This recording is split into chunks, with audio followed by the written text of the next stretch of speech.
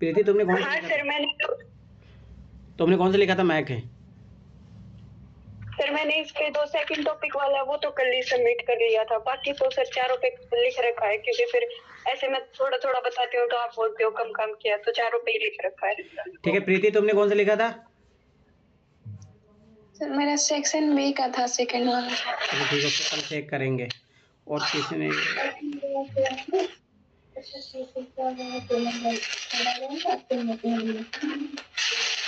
चलो ठीक है, तो कल वो पढ़ा जाएगा। चलो ठीक है। मैक बताओ। चलो, किसी को अनुदान देने से उसके हाथ काम में हाथ बटाना बेहतर है। बताइए मैक, पहले मैक बताएगी, बताओ। किसी को अनुदान देने से उसके काम में हाथ बटाना बेहतर है। ऐसे सर मैंने इसकी स्टार्टिंग ऐसे कर रखी है कि भारतीय समाज हमेशा से कर्म के सिद्धांत पर बल देता है। उसके अनुसार व्यक्ति जैसा कार्य करेगा, नियति उसी कर्म के अनुसार उसे फल देगी। प्राचीन काल से ही लोग दान को सर्वश्रेष्ठ मानते थे। उनके अनुसार दान के माध्यम से ही व्यक्ति पुण्य कर्म की प्राप्ति कर सकता है। किंतु हमें यह भी समझना चाहिए कि दान केवल एक निश्चित समय तक ही व्यक्ति को लाभ पहुंचा सकता है। जैसे अगर कोई व्यक्ति किसी जरूरतमंद लोगों को दान देता है तो वह केवल एक दिन की ही उसकी भूख को मिटा सकता है। यह उसका कोई स्थायी हल नहीं है।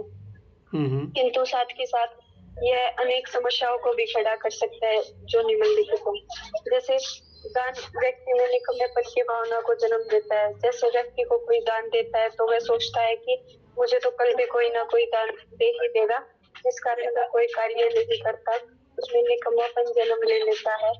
उदाहरण के लिए हम कई बार यात्रा करते हैं, तब हम स्टेशन पर, मंदिर के बाहर शारीरिक व मानसिक रूप से स्वस्थ व्यक्ति ही भीख मांगते दिखाई देते हैं। इसका सीधा निष्कर्ष ये निकलता है कि इन्होंने अपने आप को कहीं ना कहीं निकम्मा व आलसी बना लिया है और भीख को ही अपना रोजगार बना लिया है। इससे जो दूसरी समस्या उत्पन्न होती है वह यह है कि इन लोगों के कारणवश कई बार जो वास्तविक जरूरतमंद लोग हैं वो रह जाते हैं। जैसे मान लो कोई भी व्यक्ति दान देता है तो वह ये सोचता है कि यार ये सही है, मतलब जिसको रियल में भी जरूरत है ना, तो फिर उसकी अपेक्षा का शिकार बन जाता है। जिनको वास्तविक, इसलिए वो वंचित रह जाते हैं। दूसरी इसके नुकसान यह होता है कि आर्थिक हानि। मान लो जो कोई भी दान देता है तो उसको आर्थिक हानि तो होती ही है, किंतु दान जो प्राप्त करता है वो इसका आदी हो जाता है, जिस कारण वह कोई कार्य नहीं करता, जिसके कारण उसका जीवन जो है वो निरर्थक बन के रह जाता है। यानी वो अपने जीवन का लक्ष्य सिर्फ अपने पेट भरने तक कोई मान सकता है, उसमें जो खूबी होगी वो सबके रह जाती है, यानी वो कोई कार्य नहीं करता है, यानी उसका जीवन ऐसे ही कट जाता है रोड पे या फिर मंदिर के बाहर ऐसे ही। ठीक उसी तरह जो सरकार है वो भी सरकार के द्वारा जो अनुदान दिया जाता है वो भी ऐसी भूमिका निभाता है। आंकड़ों से पता चलता है कि जो देश के जीडीपी का 3% भाग है वो व्यर्थ में अनुदान में चला जाता है, जिसके कारण गरीबी की समस्या तो समाप्त नहीं हो पाती, क्योंकि लोगों का जो भरण पोषण है वही संभव हो पाता है। अनुदान का केवल 1% ही वास्तविक लोगों या जरूरतमंद लोगों की सहायता करने में समर्थ है। यानी जो बाकी का भाग है ना, वो मतलब जिनको आवश्यकता भी नहीं है ना, तो वो ऐसे लोगों को मिलता है। वो अपने आप को कहीं ना कहीं लोग पॉवर्टी लाइन के नीचे दिखाते हैं और उस अनुदान का यूज करते हैं, जिसको रियल नीड है उन लोगों को मिल नहीं पाता। तो इसकी एक समस्या और ये है कि सरकार के द्वारा अनेक प्रयास किए गए हैं। जैसे मनरेगा योजना का लक्ष्य था कि जिनको रोजगार नहीं मिल रहा या जो अपनी रोजी रोटी नहीं चला पा रहे, उनको 100 दिन तक रोजगार देके फिर उनको इकोनॉमिकली हेल्प पहुंचाना था। किंतु इसमें पाया गया बाद में कि कई समर्थ परिवार के जो लोग हैं वो भी उसका गलत तरीके से यूज करते हैं। हमारे गांव में तो सर ऐसे लोगों ने मनरेगा का कार्ड बना रखा है जिनके घर पे गवर्नमेंट जॉब भी है, तो उन्होंने अपनी वाइफ का बनवा दिया ऐसे करके, और वो लोग जाते नहीं है, सिर्फ वहां पे नाम चढ़ा रखा है, वैसे ये अटेंडेंस लगवा देते हैं और फ्री में, मतलब जो सरकार पैसे देती है तो उसका यूज करते रहते हैं। अतः उपयुक्त कथनों से हम समझ सकते हैं कि केवल अनुदान के माध्यम से ही गरीबी को दूर नहीं किया जा सकता। इसके लिए सरकार के जो सतत प्रयास है वो आवश्यक है, जिसके माध्यम से इसे दूर किया जा सकता है। एक प्रसिद्ध दार्शनिक का कथन है कि एक व्यक्ति को अगर हम एक मछली देकर उसके एक दिन के भोजन का तो प्रबंध कर सकते हैं, किंतु उसे मछली पकड़ना सिखाकर हम उसके संपूर्ण जीवन की जो रोजी रोटी है उसका प्रबंध कर सकते हैं। यानी सरकार को व्यक्ति के कौशल पर बल देना चाहिए, उसको किसी न किसी कार्य को सिखाकर उसकी रोजी रोटी का प्रबंध करना चाहिए। अतः सरकार के द्वारा कौशल विकास पर बल देकर मनरेगा योजनाओं में सुधार करके एमएसएमई सेक्टर को बढ़ावा देना चाहिए। उसी प्रकार प्रधानमंत्री जन धन योजना भी इसका एक पॉजिटिव फैक्टर के रूप में काम किया है, जिसमें सरकार ने वास्तविकता में जो ग्राउंड लेवल के लोग उनको जोड़ने का प्रयास किया है। अतः अनुदान के फायदे भी और नुकसान भी है, किंतु हम अनुदान को पूर्ण रूप से समाप्त नहीं कर सकते। यदि इसको पूर्ण रूप से हमने समाप्त कर दिया तो जो श्रमिक है, मान लो जो छोटी पूंजी प्राप्त करते हैं ग्रांट के रूप में सरकार से, फिर वो छोटी पूंजी का यूज करके अपना कहीं ना कहीं कोई छोटा सा उद्योग खोल लेते हैं या अपनी कोई स्टोर लगा देते हैं, चाहे या कुछ और कार्य करता है, जिससे मतलब उसका मतलब रोजी रोटी आसानी से चल पाती है। तो हम इसको पूर्ण रूप से समाप्त भी नहीं कर सकते। अगर इसको पूर्ण रूप से समाप्त कर दिया गया तो फिर कोई फायदा नहीं। उसी प्रकार जो किसानों को ग्रांट सब्सिडी मिलती है बीजों के रूप में, कई बार फसल खराब हो जाती है तो अगर वो देना बंद कर दिया तो जो जिनको रिजल्ट है तो फिर वो लोग भी बच जाएंगे, जिससे गरीबी और बढ़ेगी और जो सोसाइटी के केस है वो और निकल के आएंगे। अतः हमें इसमें सुधार की आवश्यकता है और इसके जो गलत बढ़ावे पर रोक है उस पर रोक लगानी चाहिए। और ग्राउंड लेवल पे जो प्रशासनिक कर्मचारी है उनको ग्राउंड लेवल पे कार्य करना चाहिए, जिसको वास्तविक में जरूरत है उन लोगों तक इसकी पहुंच बढ़ानी चाहिए, और जो गलत तरीके से इसका यूज कर रहे हैं उनको उन पर रोक लगानी चाहिए। हो गया सर। और कौन? तरुणम तुम बताओगे?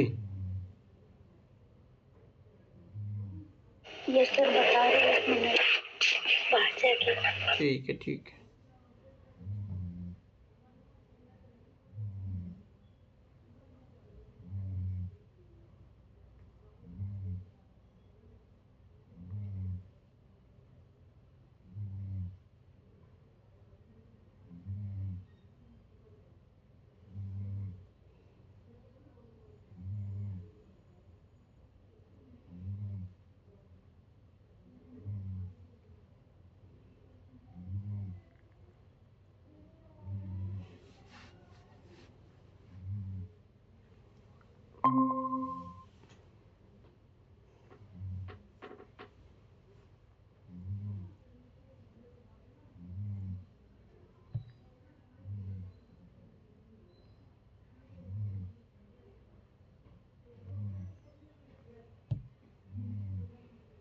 बोलो तरुणम, क्या हुआ?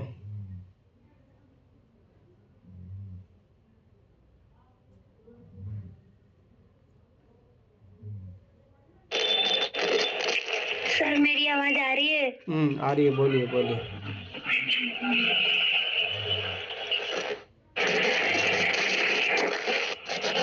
किसी को अनुदान देने से उसके काम में हाथ बटाना बेहतर है। तो सर इसको हम एक स्टोरी से शुरू करेंगे। जैसे कि आज के दौर में जब हम समाज में गरीबी और बेरोजगारी, असमानता जैसी समस्या देख रहे हैं, तो ये सारी चीजें अपने चरम पर हैं। तो लोगों को सहारा देने के जो तरीके हैं ना वो भी बहुत महत्वपूर्ण हो जाते हैं। तो कई बार लोग दान या अनुदान देकर अपने कर्तव्यों को पूरा हुआ मान लेते हैं, और लेकिन इससे समस्या का स्थायी समाधान नहीं होता। फिर वास्तव में किसी व्यक्ति की मदद करने से अच्छा है, मतलब अच्छा तरीका यह होगा कि उसे आत्मनिर्भर बनाने में मदद की जाए। और अनुदान जो है सर वो केवल अस्थायी राहत देता है, जबकि किसी के काम में हाथ बटाने से उसे आत्मनिर्भर का एहसास होता है। और हम किस सीमा तक मतलब अनुदान किसी को दे सकते हैं, वो भी कोई मतलब लिमिट होती है ना सर। तो उसमें जो अनुदान है, अनुदान देना यानी दान या वित्तीय सहायता प्रदान करना, तो ये एक सराहनीय मतलब सराहनीय कार्य है। और जैसे कि जरूरतमंदों की जो सर जरूरतमंद होंगे लोग, तो उनका जो है तत्काल संकट को दूर कर सकता है। और उदाहरण देंगे जैसे कि सर अगर किसी गरीब व्यक्ति के पास खाने के लिए भोजन नहीं है, तो सर आवाज आ रही है? हाँ आ रही बोलिए। सर, अगर किसी गरीब व्यक्ति के पास खाने का भोजन नहीं है तो उसे खाना उपलब्ध कराना ये तत्काल समाधान हो सकता है, और लेकिन राहत अस्थायी होती है। अगर उसी व्यक्ति को हम नियमित रूप से अनुदान उसको मिलता रहे तो वो उसके प्रति निर्भर हो सकता है और आत्मनिर्भर बनने की प्रेरणा भी खो सकता है। और जैसे कि हम मतलब इसमें लिखा है कि उसके काम में हाथ बटाना, तो काम में हाथ बटाने के बारे में तो किसी के काम में हाथ बटाने का अर्थ ये है कि उसको सशक्त बनाना, मतलब उसका मतलब कि जरूरतमंद जो व्यक्ति है उसको स्थिति से बाहर निकालने में मदद करना, और इसमें वह खुद के लिए कमाने और आत्मनिर्भर बनने में सक्षम हो। यदि यह दृष्टिकोण न केवल उसे आत्मसम्मान प्रदान करता है बल्कि समाज के लिए भी अधिक उपयोगी है। तो इसको जैसे उदाहरण जैसे अगर किसी व्यक्ति के पास सर रोजगार का साधन नहीं है तो उसे रोजगार सिखाना, व्यवसाय शुरू करने के लिए प्रशिक्षित करना या उसे आवश्यक संसाधन उपलब्ध कराना ये बेहतर समाधान होगा। फिर इसमें जैसे कि महात्मा गांधी को ले तो महात्मा गांधी का ये दृष्टिकोण था कि वो हमेशा ना सर आत्मनिर्भर पर जोर देते थे, और वो ग्रामीण भारत में खादी और अन्य कुटीर उद्योगों को बढ़ावा देने में मतलब रुचि रखते थे, मतलब बोलते थे बढ़ावा देते थे। फिर ताकि लोगों को खुद के लिए रोजगार के साधन जुटा सके। और गांधी जी का मानना था कि वो किसी को केवल अनुदान देना या उसे कमजोर बनाना है, मतलब उनका मानना ये था, तो जबकि उसे काम में हाथ बटाकर सशक्त बनाना असली मदद हो सकता है।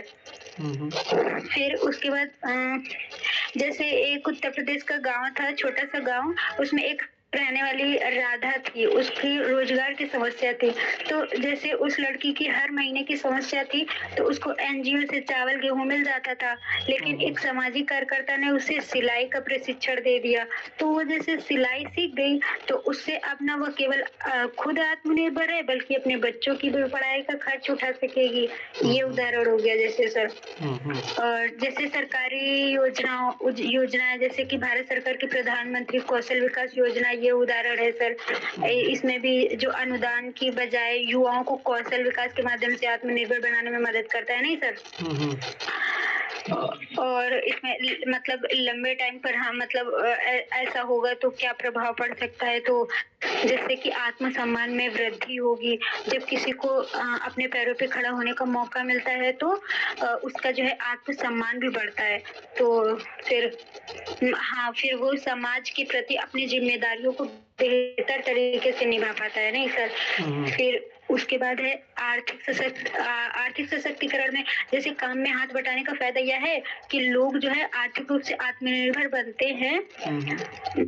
इससे न केवल उनकी जिंदगी बेहतर होती है बल्कि उनका समाज और देश की अर्थव्यवस्था भी सुदृढ़ होती है। फिर जो है सामाजिक समानता में जब लोग आत्मनिर्भर बनते हैं तो समाज में असमानता की जो खाई है ना वो कम होती है और उससे सामाजिक सद्भाव बढ़ता है।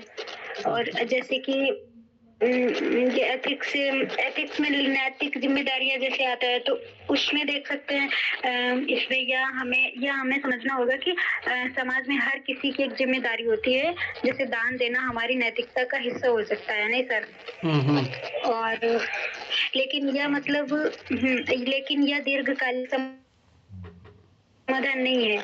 हमें जरूरतमंदों को इस तरह मदद करनी चाहिए कि वे अपनी समस्याओं का जो सामना करने में खुद सक्षम बन सकें। और फिर आज के समय में जैसे कि किसी को केवल अनुदान देकर छोड़ देना उसकी समस्या को स्थायी रूप से हल नहीं करता। हमें उन्हें आत्मनिर्भर बनाने के लिए प्रेरित करना चाहिए। जैसे कि सर एक कहावत है कि किसी को मछली देना ठीक है लेकिन उसे मछली पकड़ना सिखाना अधिक उपयोगी होगा। और अंत में यह कहना उचित होगा कि अगर समाज का हर व्यक्ति दूसरे की मदद इस तरह करे कि वे आत्मनिर्भर बने तो हम एक मजबूत, खुशहाल और सशक्त समाज का निर्माण कर सकते हैं। और जैसे इसको उदाहरण उदाहरण लास्ट में देंगे कि जैसे एक कर्नाटक है, कर्नाटक राज्य है, तो उसमें छोटे से गांव में एक किसान है, वो बारिश के अभाव में खेती नहीं कर पाता था। तो उसे एक सामाजिक संस्था ने खेती के आधुनिक तरीकों का प्रशिक्षण दिया और ड्रिप से नहीं करते सिंचाई, ड्रिप इरिगेशन तकनीकी सिखाई। फिर आज वह न केवल खुद के लिए पर्याप्त उत्पादन करता है और बल्कि किसानों को भी सिखाता है और आत्मनिर्भर और सहायता का एक प्रेरणादायक ये उदाहरण है। बस ठीक है, अच्छा बताओ। चलो और कौन बताएगा? अमित, अमित है यहाँ पे? हाँ हाँ सर, बता रहा हूँ सर। हाँ बताइए।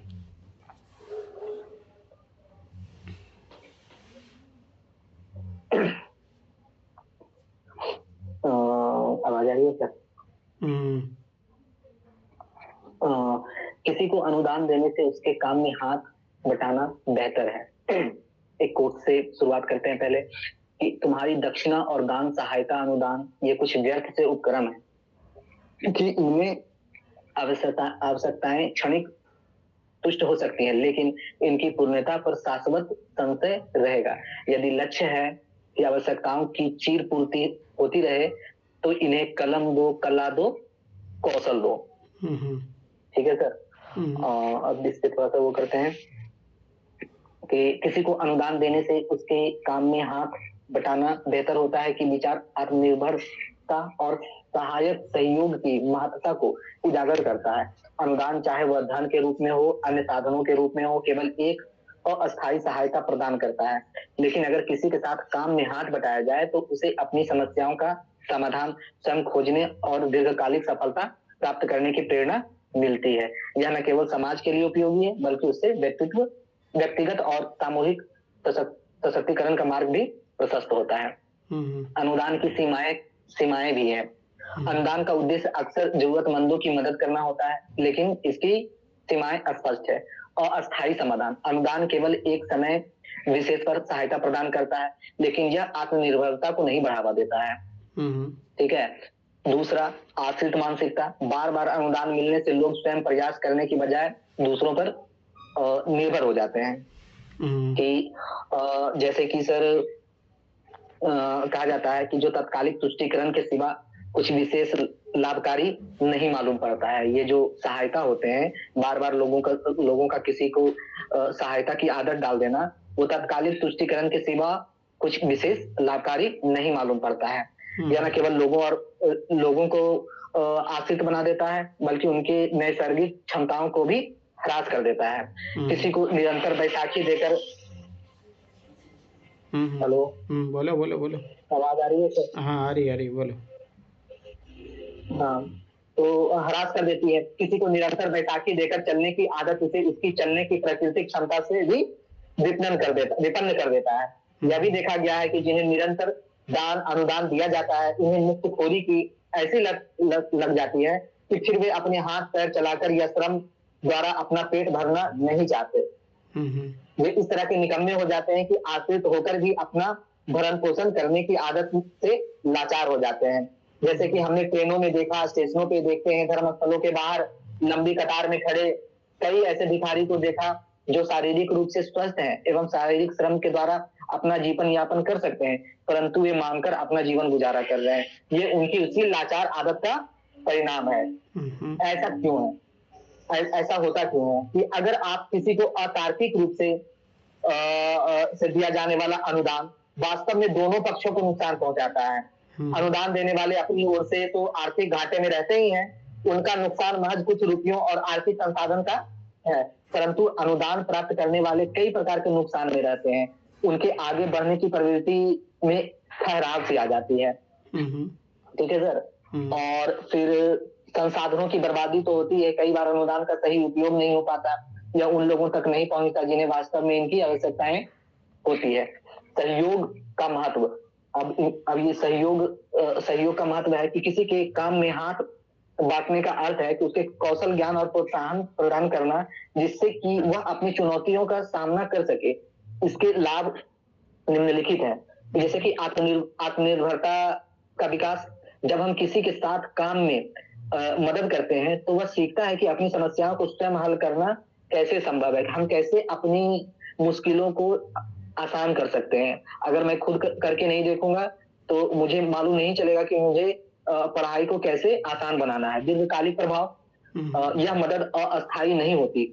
व्यक्ति उस सीख को जीवन भर उपयोग कर सकता है। अगर आप किसी को दीर्घकालिक प्रभाव में मदद करते हैं तो ये मदद वो अस्थायी नहीं है, वो एकदम अस्थायी हो जाती है, क्योंकि व्यक्ति उस चीज से सीख कर वह जीवन भर उसको उपयोग कर सकता है। आप कोई कौशल या फिर आर्टिफैक्ट सीख लें जिससे कि आपको जीवन भर काम दे सकता है। अभी आप केवल जॉब करते हैं, जॉब के बाद अगर आपकी रिटायरमेंट हो जाएगी, रिटायरमेंट के बाद फिर अगर मान के चलो आपको पेंशन मिल रही है तब तो ठीक है, लेकिन अगर आपको पेंशन नहीं मिल रही है तो आप रिटायरमेंट के बाद भी कुछ अपने जीवन यापन के लिए खर्चे जुटा लेंगे। नवाचार और सशक्तिकरण में भी देखते हैं कि यह प्रक्रिया लोगों को नए विचार और तरीकों को अपनाने के लिए प्रेरित करता है। सामाजिक एकता भी बढ़ती है। साथ काम करने से एकता और भाईचारे की भावना मजबूत होती है। ठीक है सर। अब देखते हैं इसका वास्तविक कारण क्या क्या है। शिक्षा के क्षेत्र में देख लेते हैं कि कैसा उदाहरण है। शिक्षा क्षेत्र केवल मुफ्त पाठ्य पुस्तकें बांटने से बच्चों में शिक्षा का सुधार नहीं होता। यदि शिक्षक और समुदाय मिलकर बच्चों को पढ़ाने में योगदान दें तो उनकी शिक्षा का स्तर बेहतर होगा।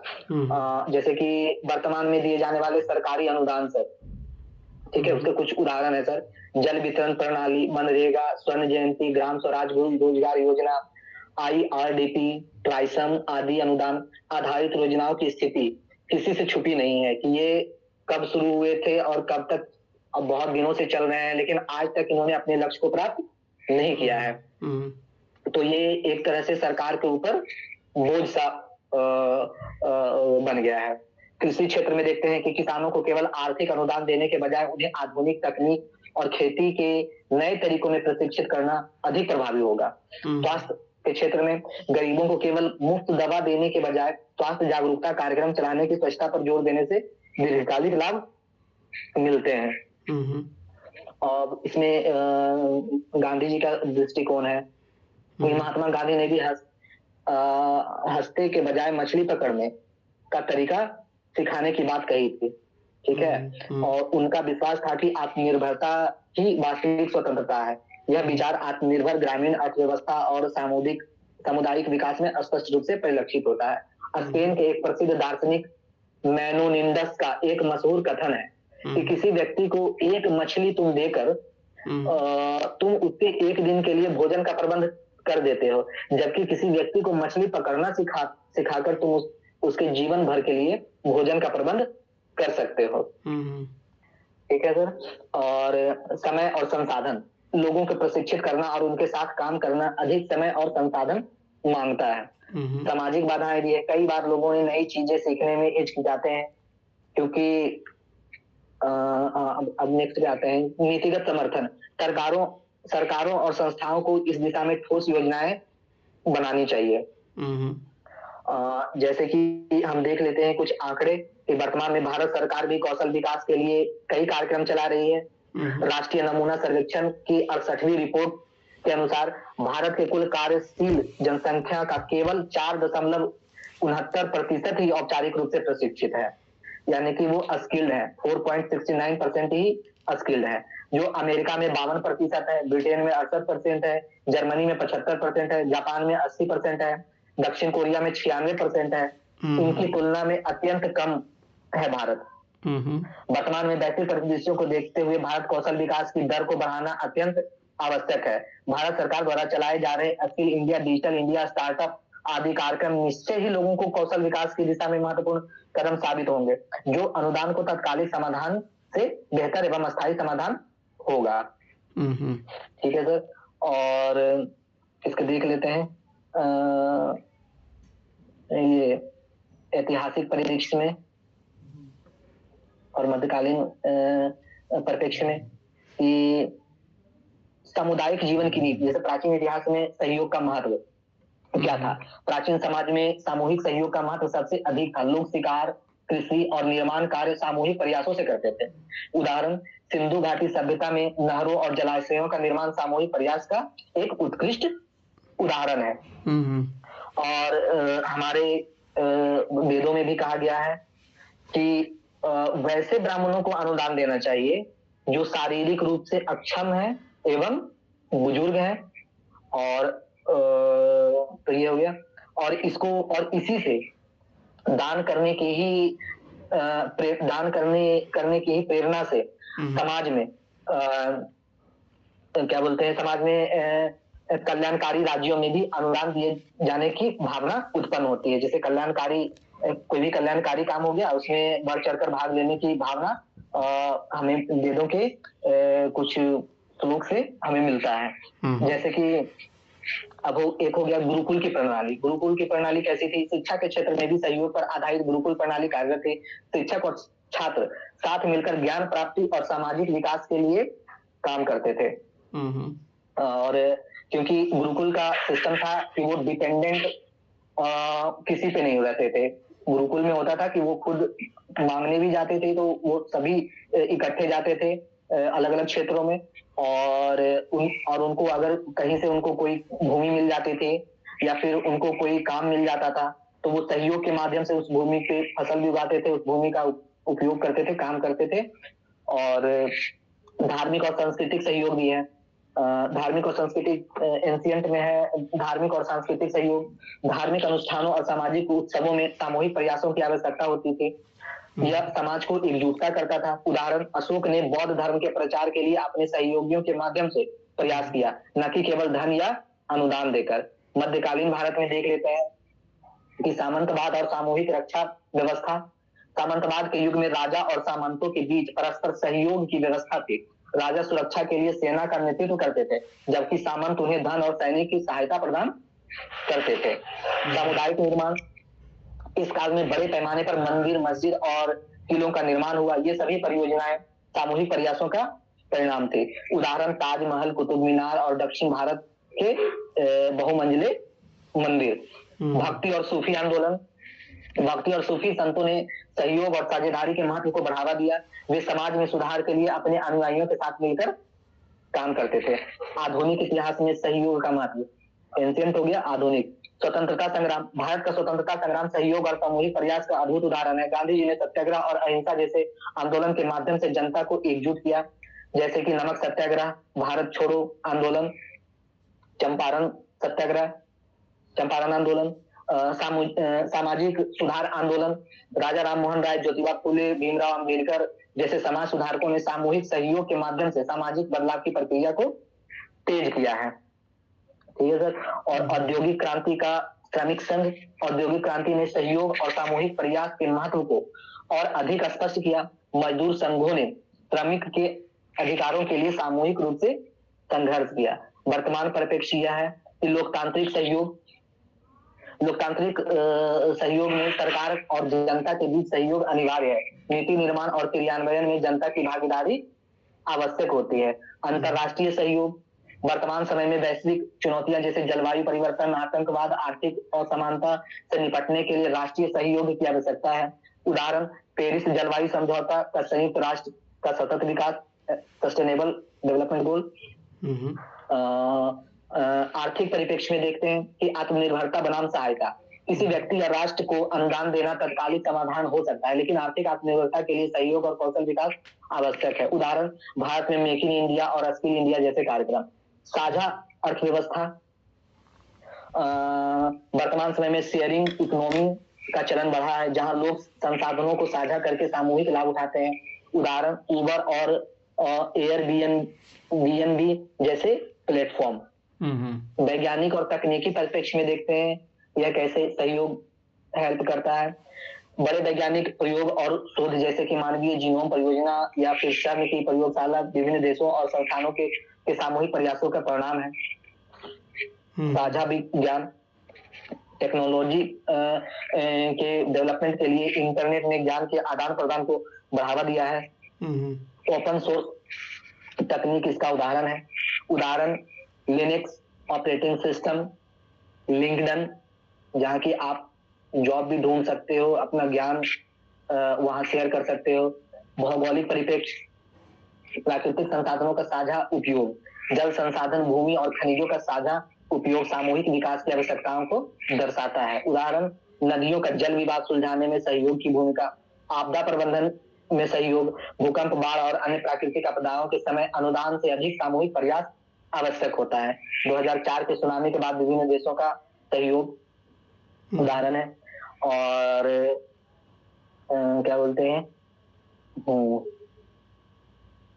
हाँ सर, अब इसका निष्कर्ष है कि किसी को अनुदान देने से उसके काम में हाथ बटाना बेहतर होता है। यह विचार व्यक्तिगत, सामाजिक और वैश्विक स्तर पर लागू होता है। अनुदान और अस्थायी सहायता प्रदान करता है, जबकि सहयोग और अस्थायी समाधान और आत्मनिर्भरता को बढ़ावा देता है। इतिहास से लेकर वर्तमान समय तक सामूहिक प्रयासों से प्रगति का मार्ग प्रशस्त किया है। सच्ची मदद केवल अनुदान में नहीं बल्कि आत्मनिर्भरता और सहयोगिता में है। हो गया सर। ठीक है प्रीति, तुम कुछ बोलोगी? कौन है अब यहाँ पे? है ही नहीं। चलो ठीक है। देखो, किसी को अनुदान देने से उसके काम में हाथ बटाना बेहतर है। तो पहली बात तो अनुदान, देखो डोल का मतलब होता है, अनुदान तो एक पॉजिटिव चीज़ होगी। यहाँ पे डोल मतलब जैसे खैरात में बांटना है, जैसे भी रेवड़ी कल्चर चल रहा है वैसे उस टाइप का बात है। ठीक है, तो जैसे मान लो कि अपन किसी की मदद करें, जैसे बोलते हैं ना गरीब को खाना खिला दो, ठीक है, उससे क्या होगा? वो गरीब हमेशा ही बना रहेगा। उल्टा अपन है ना उसकी अपंगता का कारण बनते हैं। जो ये भिखारियों को जो भीख देते हैं, सही चीज़ नहीं है। ठीक है, अपन भारतीय परंपरा में दान पुण्य की इनकी एक महिमा बताएगी इसलिए लोग करते हैं, पर वो गलत है।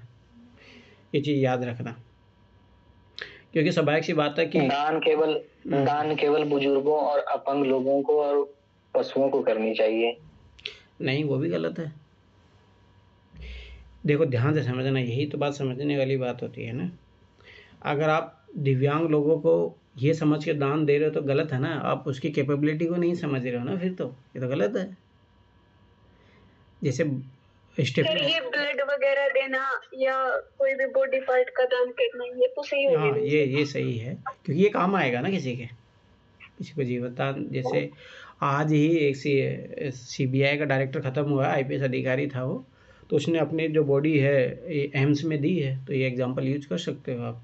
उसने अपनी बॉडी एम्स को दान में दी है, ताकि उस पर रिसर्च होगा, नई नई बीमारियों का समाधान निकाला जाएगा। ठीक है, तो पहली बात तो अनुदान डिफरेंट सेक्टर में होता है। जैसे मान लो कि तुम किसी को लोन दे रहे हो, ठीक है, वो अनुदान मतलब एक तो हो गया ऐसे पैसे दे दिए किसी को, और एक हो गया जैसे मान लो कि भाई मेरे से पैसे ले जाओ, आप काम कर लो, वापस लौटा देना, तो वो अच्छा है। परंतु अगर आप किसी को ऐसे दे दिए, अरे ठीक है दो करना, तो वो क्या करेगा? उस पैसे का मिसयूज करेगा। ठीक है, तो वो चीज़ भी है। ठीक है, तो उसके काम में हाथ बटाना बेहतर है। तो काम में हाथ बटाने का बेहतर, जैसे अमित ने एग्जाम्पल दिया, प्रणव ने एग्जाम्पल दिया कि भाई कोई मछली को दान देने से तो उसको मछली पकड़ना सिखा दो, या टेलरिंग सिखा दो। ऐसी बहुत सारी चीज़ें जो स्किल वाली बात है उसको सिखा दो। इसमें और चीज़ें भी आएगी। जैसे आप काम में हाथ बटाने, जैसे मान लो आप किसी को एजुकेशन दे दो, जो मान लो कि जो गरीब है उसको एजुकेशन दे दो आप, ठीक है, मुफ्त में एजुकेशन दे दो, वो ज़्यादा फ़ायदेमंद रहेगी ना। ठीक है, या मान लो कि किसी को आप स्किल सिखा दो, या किसी को आप गाइड कर दो। मान लो कि कोई कैरियर से संभावित को डाउट पूछ रहा है, उसको सही सलाह दे दो आप। ठीक है, तो वो भी तो एक मदद हो जाएगी ना, वो सही रास्ते पे पहुंच जाएगा। इन्वायरमेंट के लिए आप अच्छा कार्य करो। इन्वायरमेंट के लिए जैसे होता है ना, अपन पॉल्यूशन फैलाते हैं नदियों में, इनमें सब चीज़ें करते हैं दान के नाम पे। ठीक है, तो वो चीज़ भी तो गलत है। तो उसमें इन्वायरमेंट का भी ध्यान रखना चाहिए अपने को। अब इसमें जो सबसे बड़ी चीज़ आएगी महिलाओं को लेके, इसमें खासतौर से आप एक पॉइंट जोड़ सकते हो। जो महिलाओं को अपन क्या करते हैं कि भाई ठीक है, महिलाओं हो गए, वृद्धजन हो गए, उनको क्या करते हैं भाई, ठीक है, जैसे पेंशन योजना दी जा रही है, एक टाइप से अनुदानित हो गया ना ये। इससे ज़्यादा अच्छा है कि उनकी स्किल का यूज किया जाए। ठीक है, जैसे इसके लिए सर्विस सेक्टर सबसे बेस्ट चीज़ है। जैसे अनअकैडमी पे अगर आप देखोगे तो बहुत सारे जो लोग रिटायरमेंट हो गए थे, अब एक तरीके से उनका जीवन क्या था, पेंशन पे जीने वाला, पर उन्होंने अनअकैडमी पे आके पढ़ाया। बहुत सारे IRS अधिकारी, ऐसे बहुत सारे लोगों ने पढ़ाया। तो ऐसी स्किल का यूज करना, ठीक है, या उनके जो अनुभव है, एक्सपीरियंस, उनका यूज करना, तो वो ज़्यादा बेहतर रहेगा ना। पेंशन देना एक अलग बात है, ठीक है, पर अनुदान देने वाली वो बात होगी। ठीक है, अनुदान देने वाली बात याद रखना कि राज्य, केंद्र और राज्य के बीच में भी आती है ये चीज़, याद रखना, वहाँ पे भी आती है ये चीज़। तो वहाँ पे भी है कि सेंट्रल गवर्नमेंट को उल्टा ज़्यादा अच्छा उनका काम में सहयोग दे, ना कि अनुदान देने से। क्या अनुदान देने से क्या होता है, फिर वो लोग इधर उधर जो है करप्शन में, इनमें सारी चीज़ें हो जाती है। तो वो भी एक उस एंगल से भी आपको ऐड करना है, ठीक है। फैमिली में भी आप इसको ऐड करोगे। जैसे फैमिली में क्या होता है, जॉइंट फैमिली में क्या होता है कि एक कमा रहा, सब खा रहे हैं, ठीक है। तो इससे अच्छा है कि अब वो अनुदानित तरीके से हो गया ना, तो उसको अच्छा है उसको स्किल सिखा दो, ठीक है। उसकी स्किल पकड़ो, उसको एजुकेशन दो या कुछ और करो, तो ज़्यादा बेहतर है ना। महिलाओं को भी ऐसा ही होता है, महिलाओं को घर घरेलू काम तक सीमित रख दिया जाता है। उनको समझा जाता है कि अरे ठीक है ये काम करें, उससे अच्छा उनको स्किल दो, वो आत्मनिर्भर बनेगी, एम्पावरमेंट होगा, ठीक है। अब जैसे पंचायती राज दिया गया, एक अनुदान था महिलाओं को, उसमें 33% आरक्षण दिया गया, पर रियलिटी में क्या महिलाएं कर रही है क्या? नहीं। तो ज़्यादा अच्छा है कि महिलाओं को वो सिखाओ, ऐसा नहीं कि आरक्षण दे दिया तो ख़त्म बात। महिला को सिखाओ ना, पॉलिटिकल एम्पावरमेंट कैसे होगा, फिर महिला कैसे जाएगी वो। तो मेरा कहने मतलब कि आप एक ही मत लिखो इसको पॉलिटिकल एंगल से, इन्वायरमेंट के, इकोनॉमी एंगल से, हर एंगल से लिखोगे तब जाके एक अच्छा इससे बनेगा वो, ठीक है। चलो ठीक है, मैक बताइए। फुर्तीला किंतु संतुलित व्यक्ति ही दौड़ में विजय होता है। हमेशा एक चीज़ याद रखना, मैं पहले बता रहा हूँ कि प्रो एंड कॉन्स, किसी को अनुदान देने से काम में हाथ बैठाना बेहतर। कहीं कहीं आप ये भी लिखोगे कि हाँ नहीं, अनुदान देना भी कहीं पे ज़रूरत हो जाती है। जैसे अभी मान लो कि डिजास्टर आ जाता है तो राज्यों को अनुदान दिया जाता है, राष्ट्रपति फंड दिया जाता है, तो वो कंडीशन भी होती है। अब मान लो कि किसी व्यक्ति का सब कुछ ख़त्म है, कुछ ही नहीं है उसके पास, तो उस टाइम उसके लिए अनुदान ज़्यादा काम आएगा ना। तो ऐसी विपरीत परिस्थिति में भी अनुदान भी पॉजिटिव रहता है, ठीक है। चलो सेकंड बताओ, मैक बोलो। हाँ सर, फुर्तीला किंतु संतुलित व्यक्ति ही दौड़ में विजयी हो सकता है। चाहे किसी व्यक्ति के जीवन की, राष्ट्र की या संपूर्ण विश्व की बात हो, विजय या विकास की तरफ केवल वही अग्रसर हो सकता है जिसमें उत्साह के साथ साथ संतुलन हो। एक सामान्य यूपीएससी अभ्यर्थी के जीवन से इस पंक्ति की शुरुआत करते हैं कि जब एक यूपीएससी एस्पिरेंट यूपीएससी की तैयारी में उतरता है तो वो शुरुआत में उसको सब आसान लगता है, किंतु जैसे जैसे समय व दबाव बढ़ने लगता है वैसे वैसे उसका उत्साह कम होने लगता है और एक असंतुलित व्यक्ति छटपटा जाता है और तैयारी छोड़कर वापस चला जाता है। किंतु दूसरी तरफ एक संतुलित अभ्यर्थी अपने मन की भावनाओं को नियंत्रित करके निरंतर अभ्यास करता है और अंततः सफलता को प्राप्त करता है, चाहे वो यूपीएससी के क्षेत्र में हो या फिर किसी अन्य क्षेत्र में। उसी तरह किसी भी राष्ट्र का विकास एक संतुलित नेतृत्वकर्ता की नीतियों व उसके नेतृत्व पर निर्भर करता है। जैसे सबसे पहले विश्व से इसको जोड़ के देखते हैं। जैसे जब चाइना था, उसकी जो ग्रेट लीप फॉरवर्ड पॉलिसी थी जो माओ जेडांग ने 1958 में शुरू की थी, तो उससे जो 1961 में चीन की जो अर्थव्यवस्था से थी वो उसको शीघ्रता से परिवर्तन करना चाहता था, किंतु तीव्र औद्योगिकरण पर अधिक बल दिए जाने के कारण संतुलन के अभाव ने चीन को ग्रेट चीनी अकाल में की ओर धकेल दिया। यानी उन्होंने बल अपने जोश में आकर उस पॉलिसी को फॉलो कर दिया और एकदम से औद्योगिकरण पर बल दिया, किंतु इसके संतुलन को बना नहीं पाया, जिससे चीन में अकाल आया था उसका रीजन कहीं ना कहीं ग्रेट लीप फॉरवर्ड रही। उसी तरह यूएसएसआर में जो मिखाइल गोर्बाचेव था उसने ग्लासनोस्त तथा कोरेनी के मध्य से अचानक तीव्र परिवर्तन लाने की कोशिश की, पर वह संतुलित नहीं बना पाया, जिसका परिणाम यूएसएसआर के विघटन के रूप में देखने को मिला। वास्तव में नई वैश्विक परिस्थितियों में तीव्र विकास और संतुलन के अभाव में नए आर्थिक संकट, आतंकवाद में वृद्धि, संघर्षों में वृद्धि, पर्यावरणीय आपदाओं में वृद्धि के रूप में इसके परिणाम कहीं ना कहीं भुगतने पड़े। उदाहरण के लिए जैसे जब शुरुआत में जो विकसित देश थे उन्होंने संसाधनों का दोहन किया और अपने विकास में उसको यूज करते रहे, किंतु उसका जो पर्यावरण जो पर्यावरणीय समस्या में भुगत रहे हैं वो कहीं ना कहीं विकासशील देश भुगत रहे हैं। उनको साधनों के कम यूज पर बल दिए जाने की बात की जा रही है। तो उसी तरह महात्मा गांधी ने जब अभी भारत के कॉन्टेक्स्ट में जब महात्मा गांधी ने आंदोलन चलाए, तो उन्होंने जब देखा कि जब आंदोलन संभल नहीं रहे थे तो उन्होंने बीच बीच में रचनात्मक कार्यक्रमों के माध्यम से संतुलन स्थापित करने के लिए एक अहिंसक राष्ट्रीय आंदोलन छेड़ने के पीछे इसी तरह की उनकी जो सोच थी वो काम कर रही थी। उसी प्रकार एंशिएंट में जो अशोक था उसने पहले अपने साम्राज्य का विस्तार किया, कलिंग युद्ध किया, किंतु जोश जोश में आके उसने कलिंग जो एरिया बचा हुआ था उसको अपने हिस्से में तो कर लिया, लेकिन उसके कारण जितने सारे लोग मरे उसमें उसका मानना था कि काफी ब्राह्मणों का, महिलाओं का रक्त बहा है। तो इसके कारण फिर उसने बोला कि अभी मैं ये सब त्याग दूंगा, और अंततः उसने शांति की नीति अपनाई। तो फिर जो परमात्मा थी उसको एक मार्गदर्शक के रूप में देखा जाता है। उसी प्रकार अकबर मेडाइवर में अकबर ने जब अन्य शासकों की तरह अपना कार्य नहीं किया, उसने मतलब धार्मिक सहिष्णुता का मार्ग अपनाया। जैसे हिंदू धर्म वादियों को भी उसने प्रोत्साहन दिया। मंदिर स्टार्टिंग में तो उसने भी काफी वो किया था, बट बाद में मंदिरों के निर्माण पर बल दिया और सबको समान माना। इसीलिए उसने इन सारे माध्यमों से एक संतुलन स्थापित करने का प्रयास किया। उसी तरह समांतरता के बाद जो नेहरू की नीतियों में औद्योगिकरण के साथ साथ कृषि के विकास पर बल दिया जाना उसी संतुलन का परिणाम था। बाद में भारत में इंडिया के बीच की दूरी बढ़ती जा रही है, उसी संदर्भ में के साथ संतुलन का होना एक अत्यंत आवश्यक दिख रहा है। विकास की होड़ में इंसान अपने संतुलन को भूलता है, जिसके कारण नस्लवाद, विभिन्न प्राकृतिक आपदाओं का आना और एक स्वाभाविक प्रक्रिया बन गई है। जिस हिसाब से बीच में पर्यटन पर फोकस किया होड़ मच गई थी, तो जिसके कारण अनेक मानवीय जो आपदा है उसका सामना करना पड़ा। जिससे बाद में काम किया जा रहा है उसको रोका जा रहा है। तो कहीं ना कहीं ये जोश की बात है, इसमें संतुलन नहीं दिखाई दिया, जिसका व्यापक परिणाम फिर बाद में भुगतना पड़ा। इस प्रकार बिना संतुलित उपागम के विकास की दौड़ में विजय होना आसान नहीं है। जब तक कोई व्यक्ति समाज, राष्ट्र या संगठन फुर्तीले विकास की प्रक्रिया में संतुलन को नहीं अपनाएगा, तब तक वह इस दौड़ में जीत नहीं पाएगा।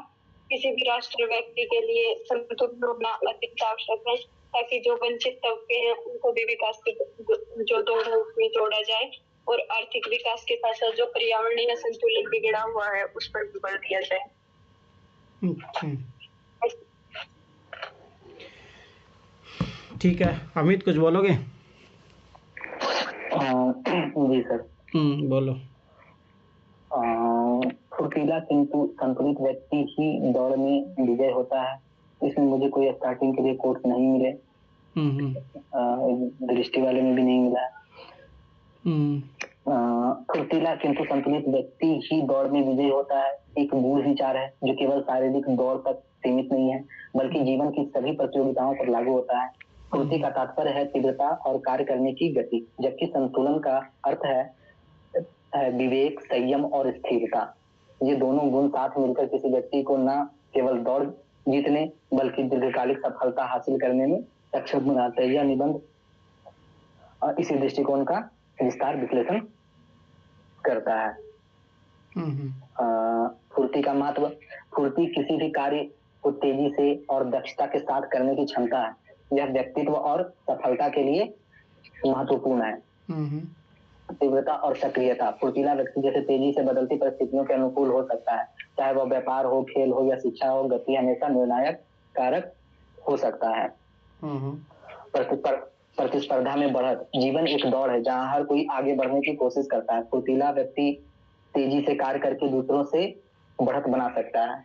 जैसे उदाहरण के लिए कोई व्यक्ति हो या फिर कोई फर्म, कंपनी हो, जैसे कि नोकिया की कंपनी।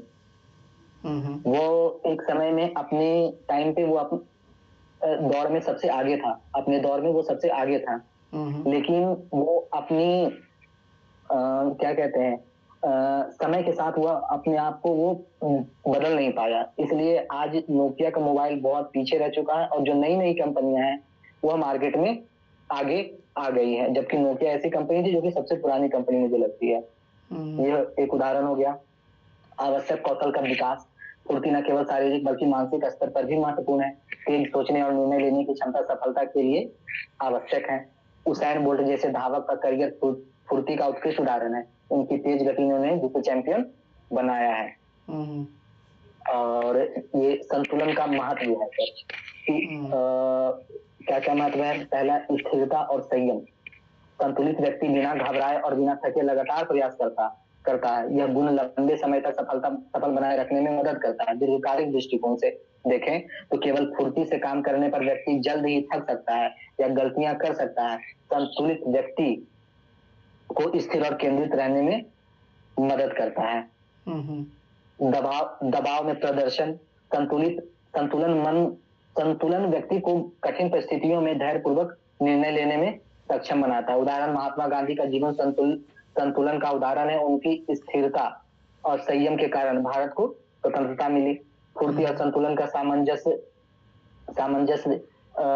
जब फुर्ती और संतुलन एक साथ आते हैं तो व्यक्ति अपराजय बन जाता है। कार्य और विश्राम का सामंजस्य, यानी इनके बीच में कॉप अप कैसा है कि निरंतर काम करते रहना व्यक्ति को थका सकता है, जबकि विश्राम के साथ काम करना, संतुलन बनाए रखना जरूरी है। तेज गति और सटीकता का संयोजन, तेज गति और सटीकता का वो भी होना चाहिए, एक साथ होना चाहिए।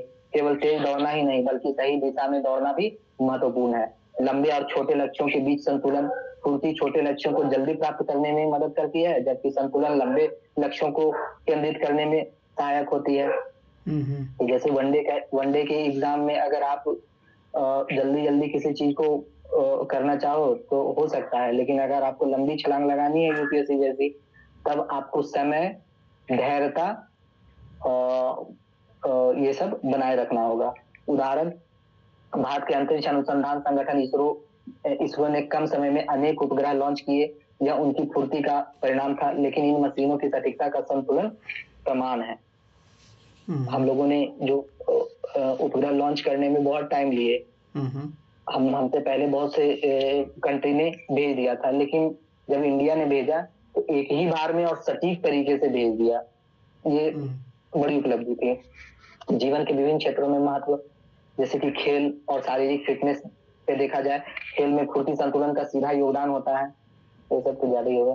शिक्षा और कैरियर, तेज पढ़ाई और सफलता के लिए संतुलन आवश्यक है, केवल फुर्ती से सफलता नहीं मिल सकती। सामाजिक जीवन, सामाजिक संबंधों में फुर्ती से संवाद करना, संतुलित व्यवहार करना आवश्यक है। राजनीति और नेतृत्व, एक नेता को तेजी से निर्णय लेना चाहिए, लेकिन उसमें संतुलन होना चाहिए ताकि वह जनता के हित में सही कदम उठा सके। और बता रहा हूँ सर मैं,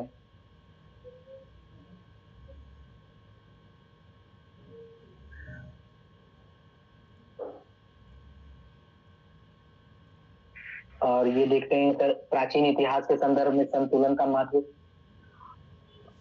सामरिक निर्णय और विजय, ये क्या है? प्राचीन युद्धों में फुर्ती और संतुलन का महत्व प्रमुख था। एक पक्ष की तेजी और सामरिक संतुलन विजय का निर्धारण करती थी। उदाहरण, पोरस और सिकंदर के बीच हुए युद्धों में पोरस की संतुलित रणनीति ने उन्हें सम्मानित पराजय दिलाई। सामाजिक संरचना, सिंधु घाटी सभ्यता में जल प्रबंधन और नगर नियोजन में फुर्ती और संतुलन का अनुपम उदाहरण देखने को मिलता है। उनकी सुव्यवस्थित प्रणाली समाज की स्थिरता को दर्शाती है। धार्मिक संतुलन, प्राचीन भारत में वैदिक परंपराओं और उपनिषदों में धर्म और दर्शन का संतुलन जीवन को दिशा देता है। मध्यकालीन इतिहास में देखें कि राजनीतिक स्थिरता के बारे में, मध्यकालीन भारत में दिल्ली सल्तनत और मुगल साम्राज्य ने अपनी प्रशासनिक दक्षता और सामरिक फुर्ती से साम्राज्य का विस्तार किया, लेकिन असंतुलन उनके पतन का कारण बना। उदाहरण, औरंगजेब की अति आक्रामक नीतियां साम्राज्य के संतुलन को बिगाड़ने में सहायक रही।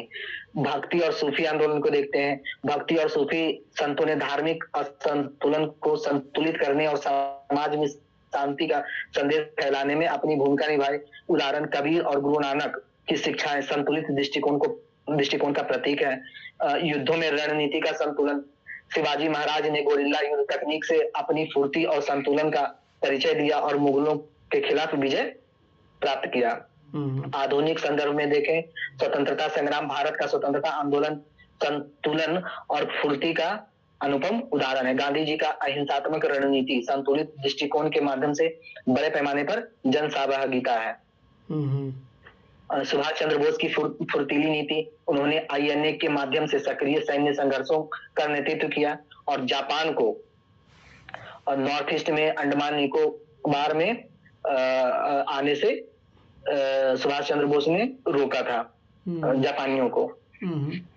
सामाजिक सुधार आंदोलन, राजा राम मोहन राय, ईश्वर चंद्र विद्यासागर और महात्मा फुले जैसे समाज सुधारकों ने संतुलित दृष्टिकोण अपनाते हुए सामाजिक कुरीतियों को दूर करने के लिए फुर्ती से काम किया। औद्योगिक क्रांति और राष्ट्रीय पुनर्निर्माण में देखते हैं कि औद्योगिक क्रांति और वैज्ञानिक प्रगति ने राष्ट्रों को फुर्ती और संतुलन के महत्व को समझाया। भारत में योजना आयोग और हरित क्रांति इसके प्रमुख उदाहरण है। वर्तमान में देखते हैं सर, वर्तमान में राजनीतिक परिप्रेक्ष्य में देखते हैं कि लोकतंत्र में शक्ति का संतुलन और तीव्र निर्णय लेने की क्षमता देश को स्थिरता और प्रगति की ओर ले जाती है। उदाहरण, भारत के पंचायती राज में शक्ति के विकेंद्रीकरण और संतुलन का प्रयास। अंतरराष्ट्रीय राजनीति में देखते हैं कि वैश्विक मंच पर भारत जैसे विकासशील देशों को संतुलित दृष्टिकोण का अपनाना पड़ता है। उदाहरण, भारत के गुटनिरपेक्ष नीति। और आर्थिक परिप्रेक्ष्य में देखें तो तेजी से विकास लेकिन संतुलन के साथ आर्थिक क्षेत्र में फुर्ती और संतुलन आवश्यक है। भारत ने आर्थिक उदारीकरण 1991 के बाद तेजी से विकास किया लेकिन समावेशी विकास की आवश्यकता को महसूस किया। उदाहरण, मेक इन इंडिया और डिजिटल इंडिया जैसे अभियानों के साथ संतुलित क्षेत्रीय विकास पर ध्यान। संकट प्रबंधन, कोविड संकट प्रबंधन के बारे में देखते हैं कि कोविड-19 महामारी के दौरान भारत ने फुर्ती से निर्णय लेते हुए संतुलित आर्थिक प्रबंधन का उदाहरण प्रस्तुत किया। उदाहरण के लिए जो वो होते हैं ना फोन पे और ये क्या बोलते हैं उनको, उन सब का चलन पूरे विश्व में प्रथम स्थान पे देखा गया था प्रयोग में। विज्ञान और प्रौद्योगिकी के स्तर पे देखें तो फुर्ती और नवाचार के मामले में विज्ञान और प्रौद्योगिकी में तेज निर्णय और सतर्कता से सफलता मिलती है। उदाहरण, इसरो ने कम लागत और उच्च दक्षता से मंगल मिशन सफलतापूर्वक प्रक्षेपास्त्र किया। और संतुलन और नैतिकता का देखते हैं क्या संबंध है। वैज्ञानिक प्रगति में नैतिकता और पर्यावरणीय संतुलन का ध्यान रखना आवश्यक है। उदाहरण, सौर और पवन ऊर्जा के विकास में प्रगति जैसे कि उदाहरण है। जैसे कि कहा जाता है ना सर कि एक वो है कोट्स है कि इतिहास अपने आप को दोहराता है, पहले आपदा के रूप में, दूसरा हास्य के रूप में। उदाहरण है कि जैसे कि चेन्नई में बाढ़, जम्मू कश्मीर में बाढ़, हिमाचल प्रदेश में भूस्खलन, उत्तराखंड में भूस्खलन जैसी आपदाओं से मानव जो वो हुए हैं, हताहत हुई है, उनको देखा जाए तो वहाँ जितने भी जम्मू कश्मीर हो गए, हिमाचल प्रदेश, उत्तराखंड हो गए, यहाँ पर्यटकों को आकर्षित करना आपदा के बाद बहुत मुश्किल हो गया था। लेकिन जिन राज्यों ने समय रहते आपदाओं को सहभागिता से समाप्त किया, देखा जा सकता है कि वहाँ पर्यटक अधिक तेजी से आकर्षित हुए हैं। जैसे कि एक दृष्टि IAS का कोर्स जैसा है कि फुर्तीला किंतु संतुलित व्यक्ति, राष्ट्र या संगठन ही दौड़ में वास्तविक रूप से विजय होता है। सोवियत रूस में देखें तो मिखाइल गोर्बाचोव ने ग्लानोस्तक पेरेस्ट्रोइका में उस्क्वेरिनी